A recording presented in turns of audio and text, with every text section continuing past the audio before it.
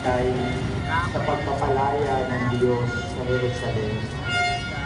Nang maisagawa nila ang lahat ng bagay ayon sa katutugan, bumalik na sila sa kanilang bayan sa Nazaret, Galilea.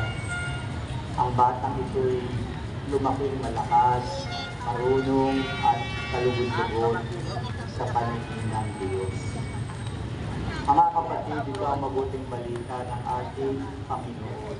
Sinupuri ka namin, Panginoong Hesus. Magandang umaga sa inyong lahat.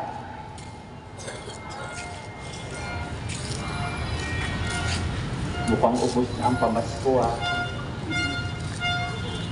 Alam niyo po mga kapatid, ang ating pagdiriwang ngayon ay nakasentro sa kapistahan ng banal na mag-anak, Jesus, Maria, at Jose.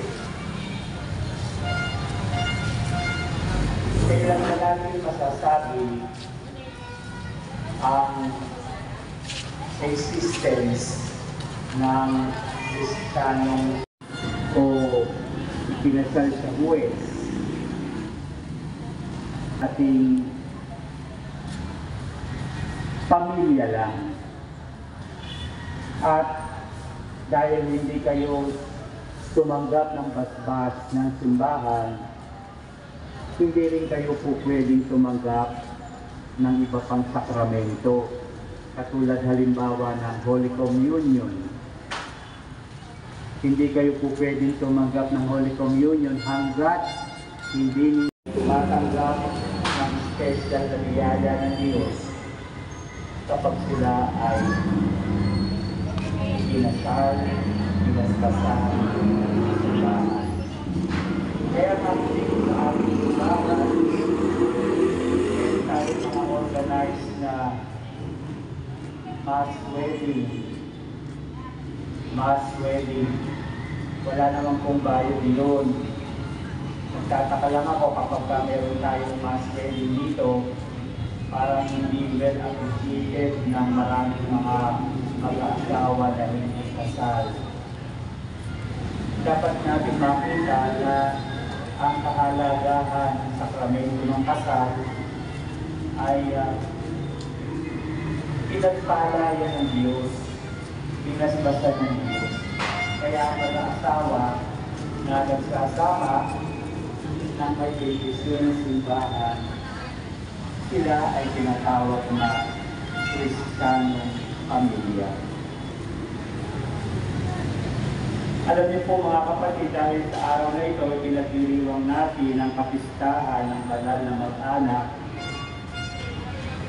Meron lamang ako isishare sa inyong kwento tungkol sa isang mag-anak. Sa classroom,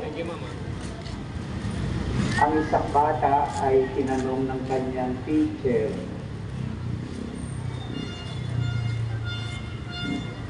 "Ano ba ang pangalan mo?" Ang bata ay sumagot. Sabi niya, "Demonito po." Demonito? So nagulat ang teacher, bakit Demonito ang pangalan mo? O yung tatay mo, ano pangalan? Demonyo po. E di lalong nagulat ang teacher.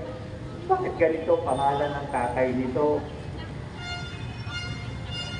Ang sabi pa ng teacher, yung nanay mo, anong pangalan? Bruja po. Ha?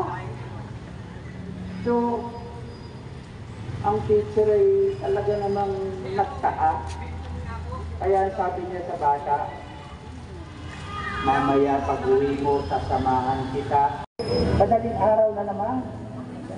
So, nag-aaway sila. Sabi nung lalaki, "Oy, bruha ka, tiko mo yung bibig mo, sasapakin kita." Tapos binuksan ng bata ang pintuan. Ang sabi ng nanay, "O ayan na, demonyo mo anak." Nagawa ng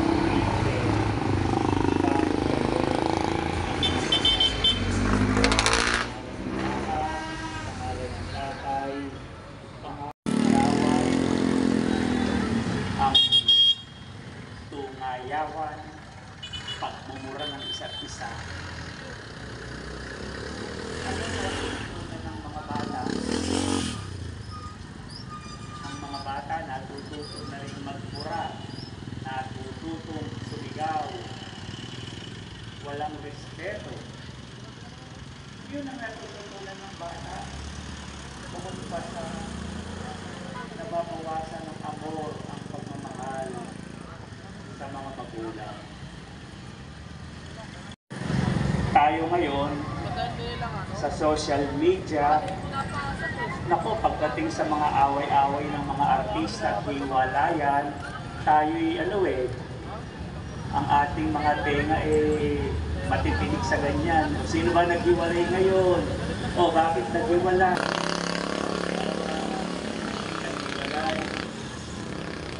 Parang bang natutuwa pa tayo.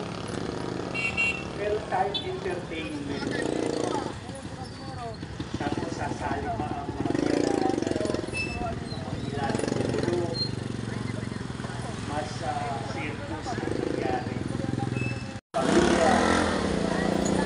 Pakagulo. Mahirap. Ang mga pamilya nito